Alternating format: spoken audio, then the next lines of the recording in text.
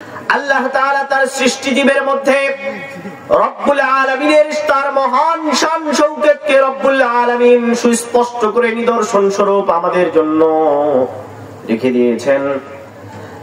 আল্লাহ তাআলার পরিচয় জানার জন্য আল্লাহ তাআলা तमाम পৃথিবীর প্রতিটি সৃষ্টিকুলের দিকে নজর নিক্ষেপ করার কথা বলেছেন।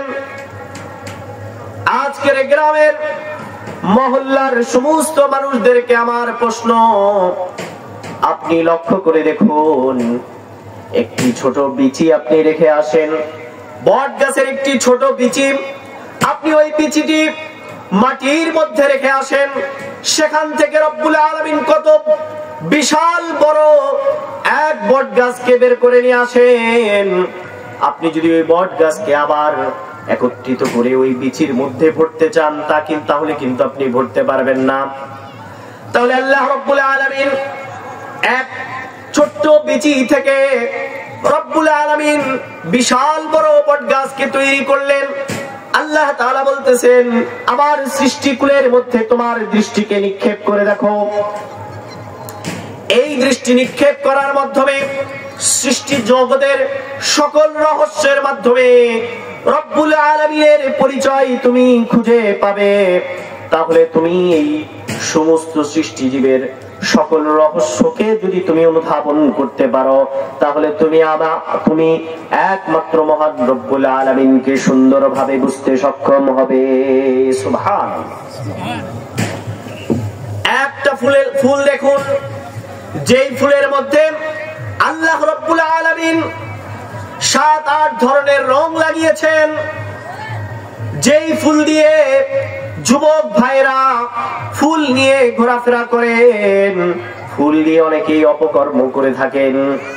লক্ষ্য করে দেখুন, রব্বুল আলামিন ওই ফুলের মধ্যে 7 ধরনের রং লাগিয়েছেন, অথচ এই রঙের অস্তিত্ব আপনি মাটির মধ্যে কখনো খুঁজে পাবেন না।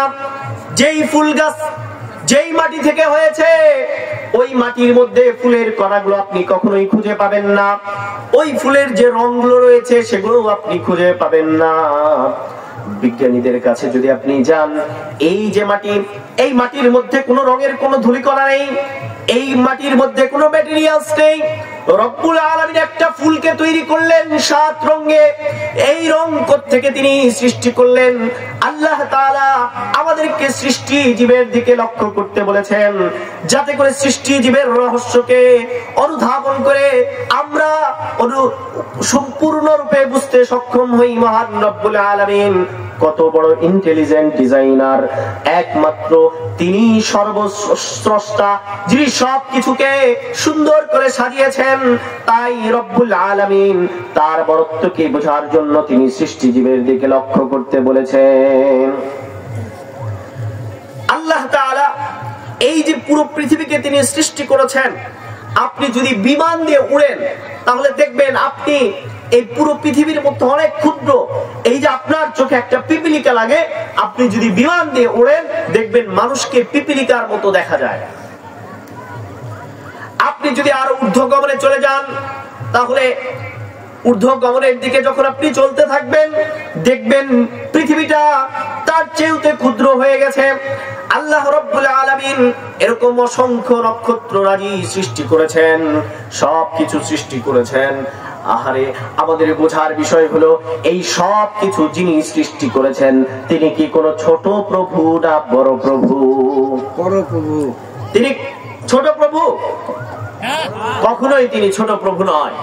তিনি একমাত্র এই পুরো নবমণ্ডল, ভূমণ্ডল যা কিছু আছে সবকিছু তিনি সৃষ্টি করেছেন। তিনি কখনো ছোট প্রভু হতে পারে না। তাম পৃথিবীর মানুষদেরকে যদি আপনি গবেষণা করে এক টুকরো মাটি তৈরি করতে বলেন, কোনো পদার্থের সাহায্য ছাড়া এক টুকরো মাটি তিনি তৈরি করতে পারবে না, বরঞ্চ অন্য একটা সৃষ্টিকে সে ব্যবহার করে হয়তো অন্য আরেকটা পদার্থ থেকে পদার্থের নিয়ম কারণ মেনে নতুন আরেকটা সৃষ্টির রূপকে রূপান্তর করতে পারে, কিন্তু কখনোই বিজ্ঞানীরা কোনো বস্তুকে সৃষ্টি করতে পারে না। রব্বুল আলামিন তাম পৃথিবীর মধ্যে সবকিছু সৃষ্টি করার পর আল্লাহ তাআলা বলতেছেন, আমি এই সব কিছু সৃষ্টি করেছি শুধুমাত্র তোমরা আমার আব্দিয়াতকে গ্রহণ করবে, শুধুমাত্র তোমরা আমার গোলামীকে গ্রহণ করবে।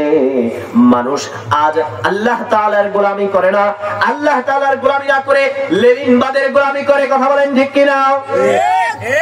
আল্লাহ তাআলার আদর্শবাদ দিয়ে অনেকেই মহান নেতাদেরকে বানিয়ে বানিয়ে তারা প্রভুর পক্ষ থেকে কোনো প্রেরিত নবী নয়, কিন্তু তাদেরকে নবীর স্থলে বসিয়ে তারা তাদের উপাসনা করে। আল্লাহ রাব্বুল আলামিন ঘোষণা করতেছেন, এই সব কিছু সৃষ্টি করেছি আমি, হুকুম চলবে কার? সব কিছু সৃষ্টি করেছেন যিনি, হুকুম চলবে কার? আল্লাহ।